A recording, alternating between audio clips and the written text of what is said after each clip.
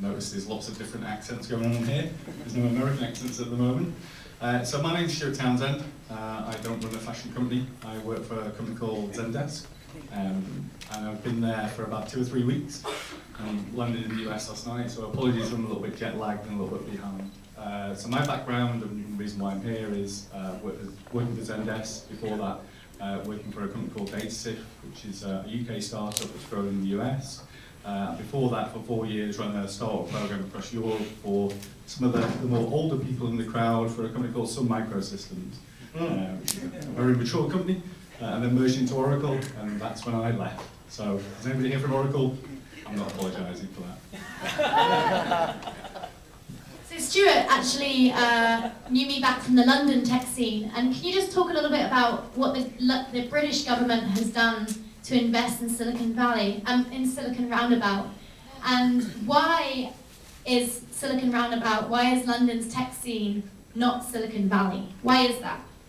It should be, right? I mean, they've been investing for 5 years. Definitely should be. So the UK government's making massive initiatives to, I'm going to be really cynical here, sorry, I'm going to be very open.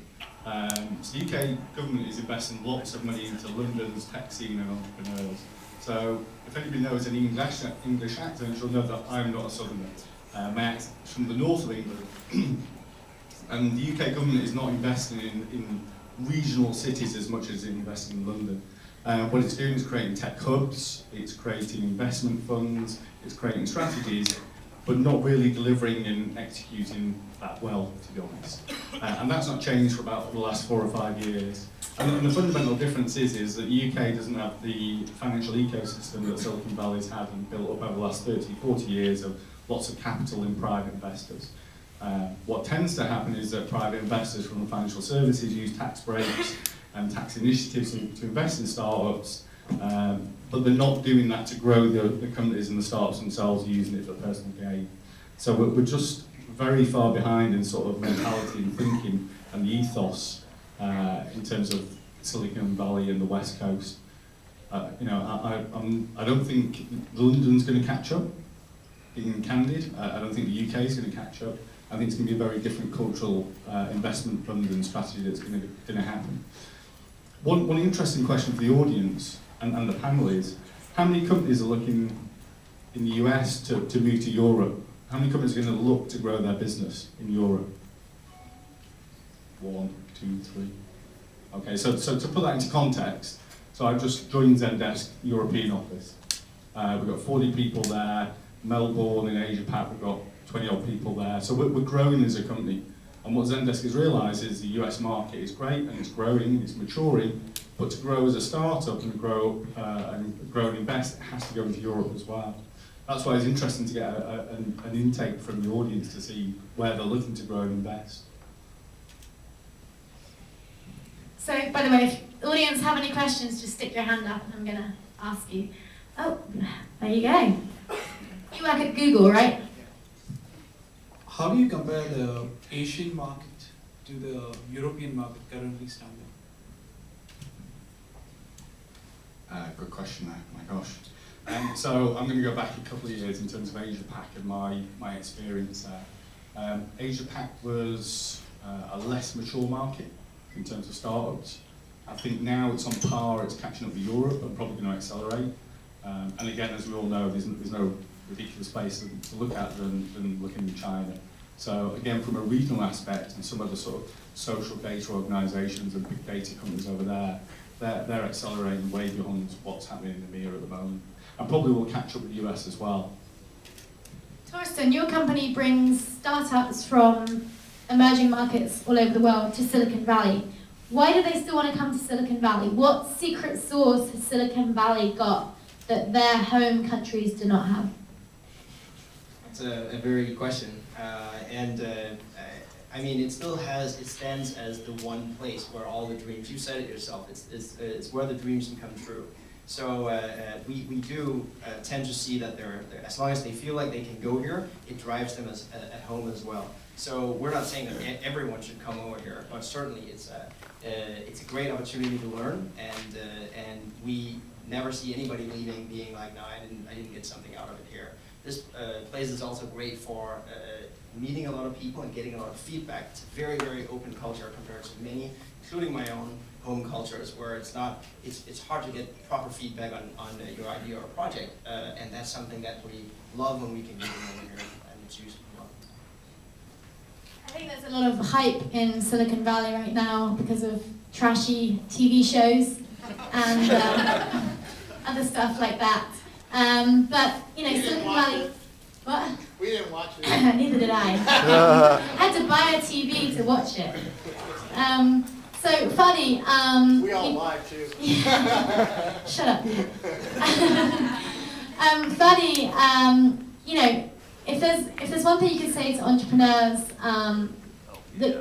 a piece of advice of why they should grow in their home countries and not come to Silicon Valley, because Fadi actually lives in one of these startup mansions where they have a massive mansion in Atherton, and they have like 10 or 12 people living there. And you know, a lot of the entrepreneurs, they're supposed to come for like a 2 or 3 week program, and they end up staying or trying to come back for life. So is that a good thing or a bad thing? And my microphone, I think, works here.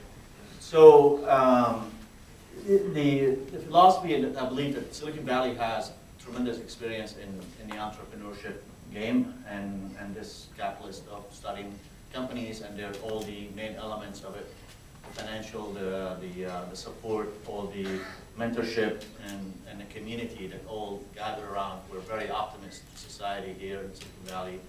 We have unique way of looking at failure that is also exclusive to Silicon Valley. We give permission to fail here. We don't punish failures.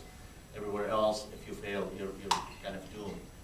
So what we do here is we encourage these companies to learn the best practices and access good resources here, and turn their liability of not being present here, or their concern about that being not an advantage, into an asset.